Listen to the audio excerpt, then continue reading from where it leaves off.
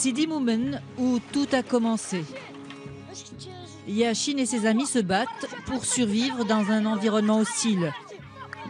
Le décor de Chevaux de Dieu est planté, un film fort, poignant. À la sortie, l'émotion est palpable.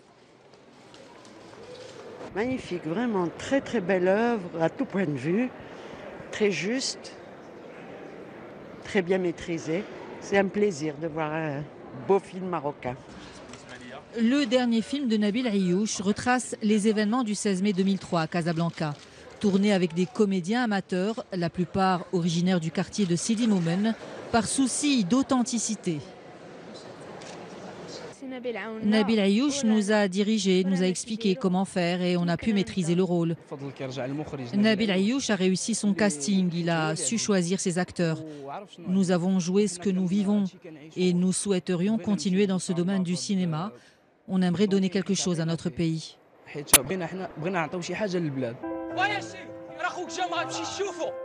Les deux acteurs principaux sont frères sur scène et dans la vie.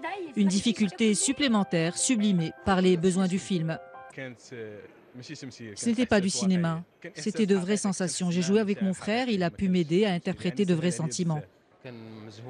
Nous avons fait un grand effort, c'était assez difficile. Mon personnage, par exemple, était particulièrement complexe. Le film a décroché de nombreux prix à Doha récemment, à Cannes et Bruxelles. Réussira-t-il à émouvoir le jury de John Boorman? Pour Nabil Ayouch, l'essentiel est ailleurs. Sa plus grande récompense est sans doute cette complicité rare qu'il a réussi à créer avec ses acteurs.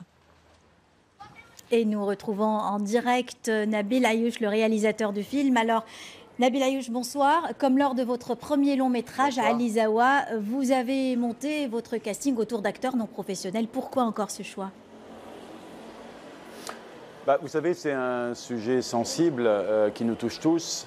Et c'est vrai que j'avais envie de rentrer plus profondément dans une problématique assez complexe. Pour ça, j'avais besoin d'aller chercher leur part de vérité à chacun.